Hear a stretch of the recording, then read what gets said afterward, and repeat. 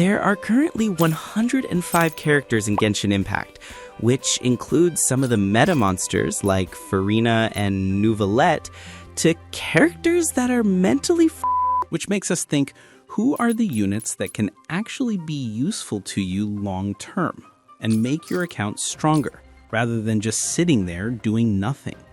Also, we'll do a tier list for each element so you can decide what's best for you. So let's start right away so you don't skip. Now, talking about our first element, Anemo. Unlike Hydro and Pyro, Anemo has never really been a favorite for most players.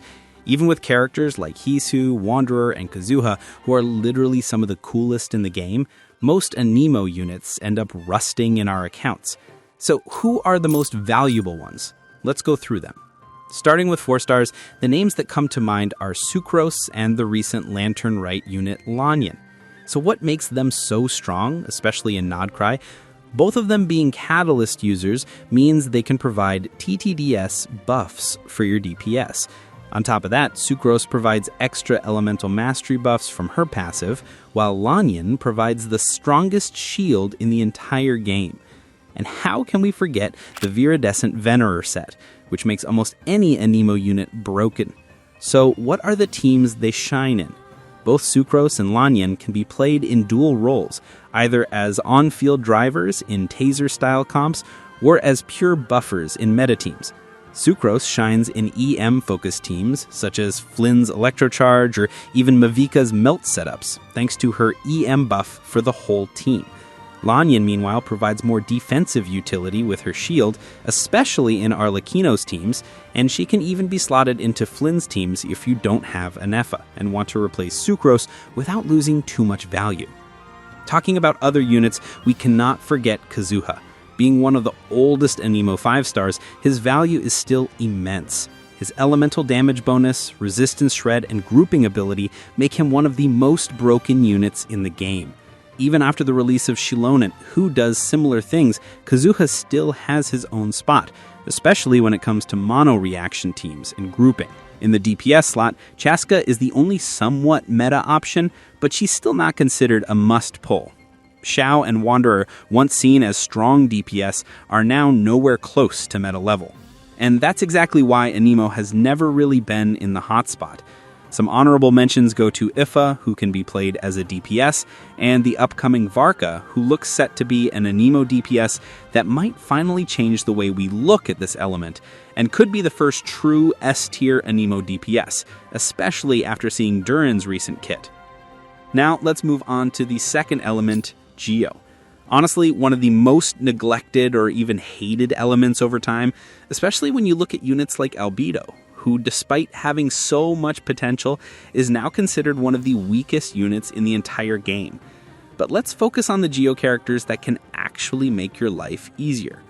Starting with DPS, or really the only viable Geo DPS in the current meta, Navia. What makes her incredible is how F2P friendly she is. You can slot her with Bennett, Xiangling, and Xingqiu, and she'll still perform at a high level. But even after being the only Geo DPS, honestly, she's still nowhere near current DPS monsters. However, we did get some leaks about Sandrone, who will be releasing in the second half of Nod-Krai as a Geo DPS, introducing Lunar Crystallize, and Geo as an element could be completely reshaped by that.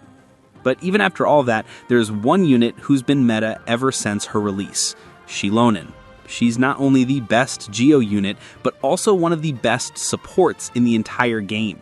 She works in almost every meta team, Mavika Vape and Melt, Vape, Varesa Electro Charge, Nuvalet Freeze, Arlecchino's Vape and Overload, and many more. She heals, she gives up to 40% damage bonus, and she shreds 36% resistance. She's insane. The only drawback is how Nod-Krai units are designed, since they don't benefit as much from raw damage bonuses, and any Anemo unit can provide more resistance shred. Xilonen isn't as strong for them as she was for Fontaine or Notland characters. That has had an impact on her ranking, but she's still completely broken. Some honorable mentions. Yunjin, one of the most underrated 4 stars. She provides a damage bonus scaling off her defense, and even increases attack speed, up to 35% bonus damage to your DPS. With sets like Archaic Petra, She fits into Durin and Aino teams, or basically any normal attack-based DPS who needs attack speed. Chiori could also be a decent off-field buffer with Petra, but her sub-DPS role has fallen off since release. Still, she's one of the few off-field Geo DPS options, so she remains useful. Here's my tier list for Geo. What do you think? With that, let's move to one of the major elements, Electro. Electro is no doubt one of the most used elements, thanks to reactions like Overload, Electro Charged, and of course, some of the most famous characters like Raiden Shogun. For DPS, the crown goes to Varesa. She's currently in the top 3 DPS in the entire game, and the strongest Electro carry overall. With the release of Flynn's and the new Lunar reactions, Electro has only gotten stronger. If you want to know whether Varesa or Flynn's is the better DPS for your account, I've already made a full breakdown video. Check the link in the description. For supports, Electro has an insane lineup: Oron, Fischl, Kuki, Raiden, and Nenefa. They all provide amazing off-field support, but Nenefa is the best, as expected from a 5-star, because she also grants access to Lunar Charge. For F2P players, Kuki is the only viable Electro healer, apart from the meme value of Dori, and the best option when you want to play Hyper Bloom, especially since Dendro and Hydro don't have many healers. For pure off-field damage and application, Fischl is still the best option thanks to her broken kit. If I had to rank them, it would be Nenefa first, then Kuki, followed by Varesa, Oron, and Fischl, all of them being must builds.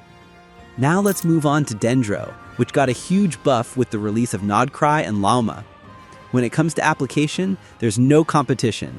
Nahida is still the best Dendro applier and one of the most universal characters in the entire game. She can even slot into teams with Knich while holding TTDS and Deepwood. She did get nerfed in reactions like Bloom and Hyper Bloom thanks to Lunar Bloom, but she's still the most valuable Dendro unit overall. But keep your eyes on Nefer arriving in version 6.1, who looks insane. We've already covered her full kit and team potential in another video, so check that out. For underrated units, Dendro only has 2 healers, Baiju, who is limited and won't return until the next Li Wei Chronicle, and Yao Yao, who becomes extremely valuable as a more accessible option. Now let's talk about Hydro, arguably the most used element in the game. With Freeze, Vape, Bloom, and Lunar Charge, Hydro drives them all. For DPS, Novalet and Mualani are currently the strongest. Both shape the meta, especially with how reaction-heavy teams are becoming. For supports, Furina is still the strongest in the game overall, but as mentioned earlier, her damage buffs are less useful for Nod-Krai characters, which opens space for others like Xinkyu, Xilonen, and Aino to shine. Now on to Pyro. If Hydro is the most used, Pyro is easily the most beloved. It's home to some of the strongest DPS units in the game. Maviuka is still the strongest in the entire game without any competition. We also cannot forget Arlecchino, who remains insanely broken as a DPS. For supports, the classic trio of Bennett, Xiongling, and Chevreuse are still the best. Bennett continues to be the strongest 4-star support in the game, while Chevreuse can single-handedly carry an entire reaction like Overload.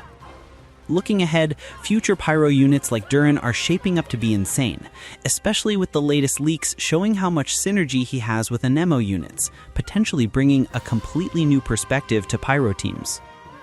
And finally, let's talk about Cryo. Cryo has always been in a weird spot, either totally broken or completely useless. For supports, Escoffier and Citlali stand out.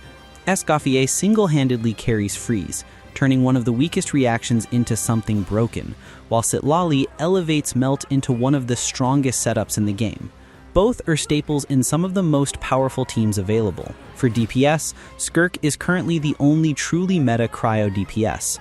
She's strong but restrictive, and her F2P teams don't reach the level of Maviuka or Varesa.